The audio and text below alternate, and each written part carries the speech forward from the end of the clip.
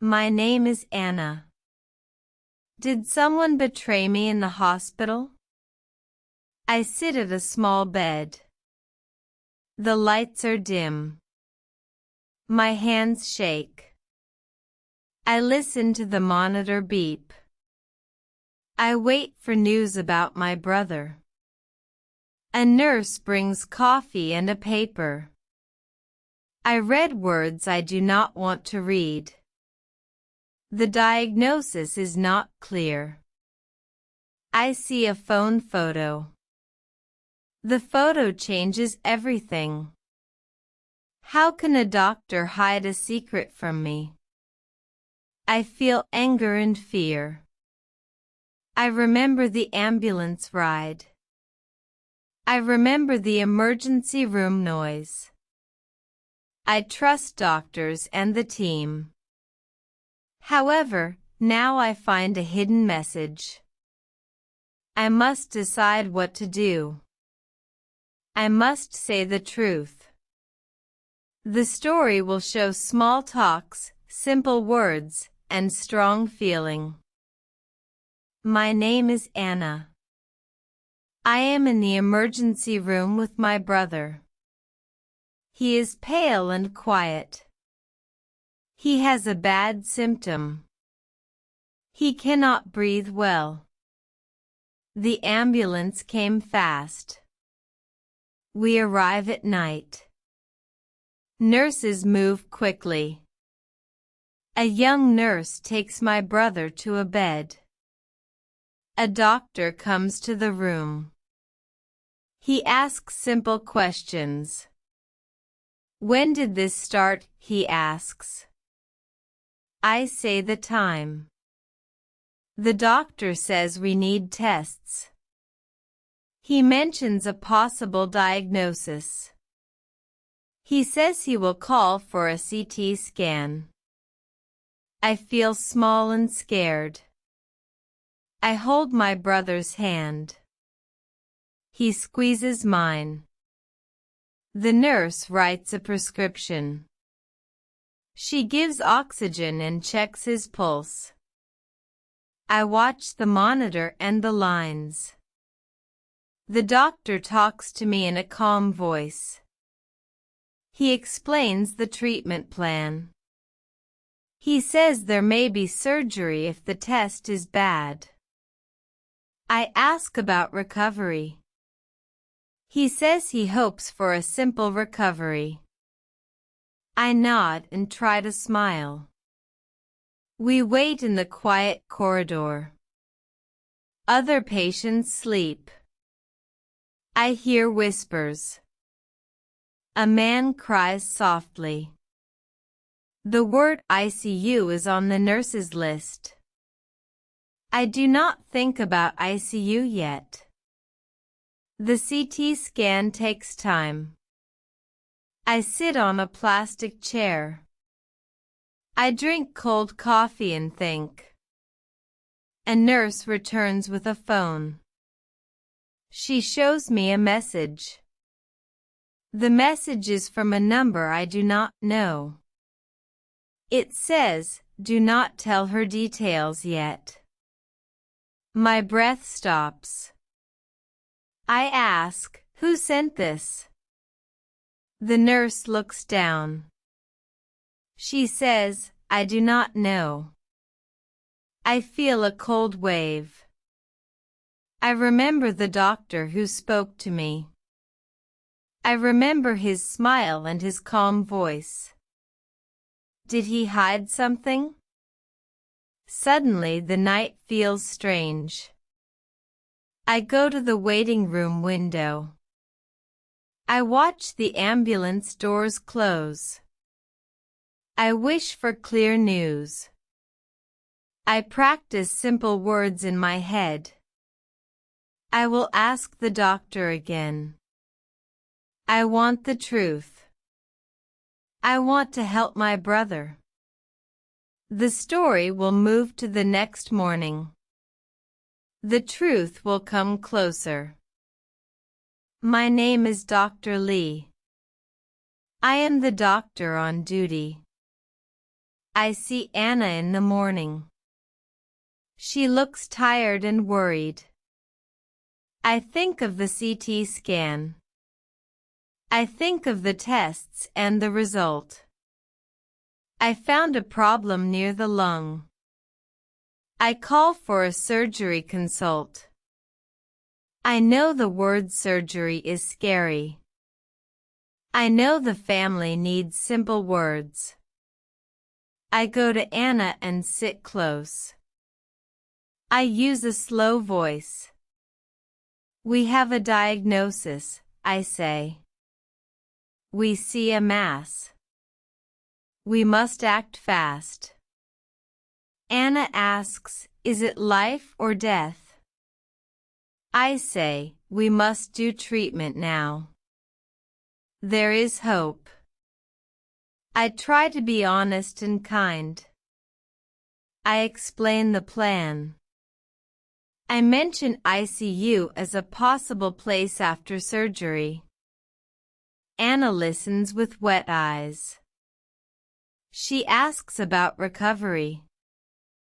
I say, recovery takes time. We will see how the body heals. Later in the hall, a nurse pulls me aside. She shows me a message on her phone. The message is short and urgent. It says, delay the call to Anna. Wait for Mr. Park. I know Mr. Park is the head surgeon. I feel confusion.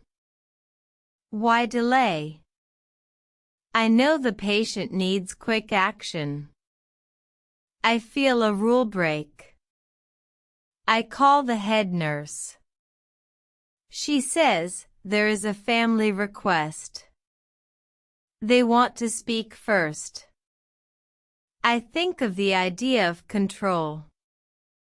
I think of the hospital as a place of care. But now I feel a little lost. I walk back to the ward. Anna asks me more questions. She asks about a prescription. She asks who will do the surgery. I answer. I speak with clear words. I want her to trust me. She touches her locket and says, my brother is all I have. I feel the weight of this line. I know choices stay with the team. I also know choices hurt real people. I check the chart. I read the note. The note is short. It says, family wants time. I look at the clock. Time is moving. I must decide. Do I listen to the note? Or do I call the surgeon? I walk to the phone. My hands are steady. I press the number. The next person hears my voice. The next scene will bring a new secret and a clear conflict. My name is Anna. It is afternoon now. I sit in a small recovery room. My brother sleeps on a bed.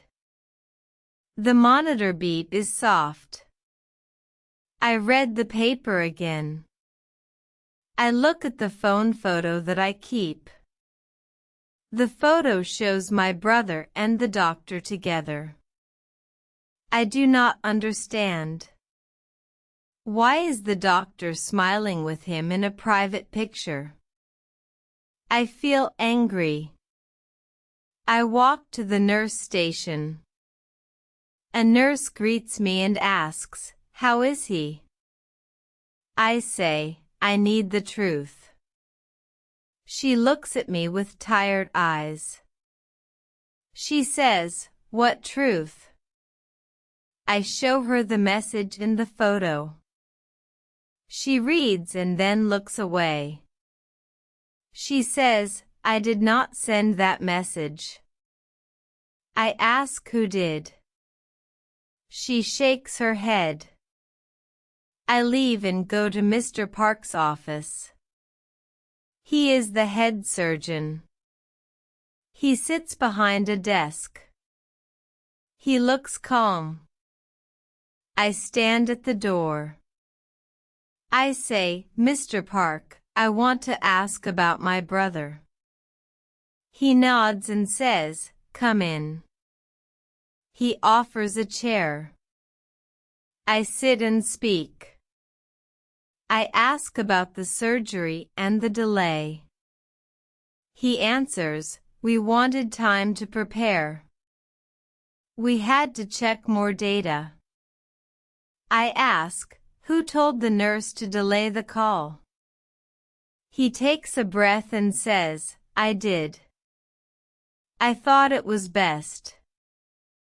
I feel a cold shock. I say, why did you hide this? He looks straight and says, there was a family matter. I wanted to protect everyone. I say, protect who? He looks at me and opens a small file. He says, your brother's file shows an old note. A family asked us to hold details. They feared stress. They asked us to wait for a visit from a relative. I think of the photo and the message. I ask, who is this relative? He looks down and says, it is complicated. The relative asked me to speak with care. I feel betrayal and relief. I feel betrayal because I was out of the loop. I feel relief because someone cared for my brother. I say, I want to know the truth now. Mr. Park nods. He explains the full plan for surgery. He explains the treatment and the likely recovery. He says the ICU stay may be short. He says the surgical team will do their best. I ask about the prescription and pain control. He answers. I go back to my brother's bed. The nurse brings a cup of water. I hold my brother's hand and whisper, I will not leave you. The hour is close to surgery. I feel a mix of fear and hope. The next scene moves to the operating room and to a small ironic twist at the end. My name is Anna. The surgery is over. The team moves fast and with care. My brother is in recovery. He sleeps in the recovery ward. The nurse checks his pulse. The doctor comes to me and says, the surgery went well. I feel a great relief. I cry small tears. Later, I find the hidden message maker. It is not a stranger. It is my brother. He sent the note to protect me. He knew I would worry and lose sleep. He wanted time to prepare for the news. I feel surprised and a little foolish. I laugh and cry at the same time. I learned a clear lesson. People act in strange ways when they love you. They hide things to protect you. I also learned to ask simple questions. I learned to speak and to listen. I learned hospital words like diagnosis, treatment, prescription, and ICU. I learned to trust the team and to ask when I am unsure. My brother opens his eyes and smiles. He says, I knew you would be here. I say, I will be here for recovery and beyond. We both feel calm. The nurse writes a small note for our prescriptions. The doctor comes and explains the recovery steps. We walk slowly into a hopeful morning. The lesson is clear and kind. Trust, calm talk, and small honest words help in hard times. That is the true cure.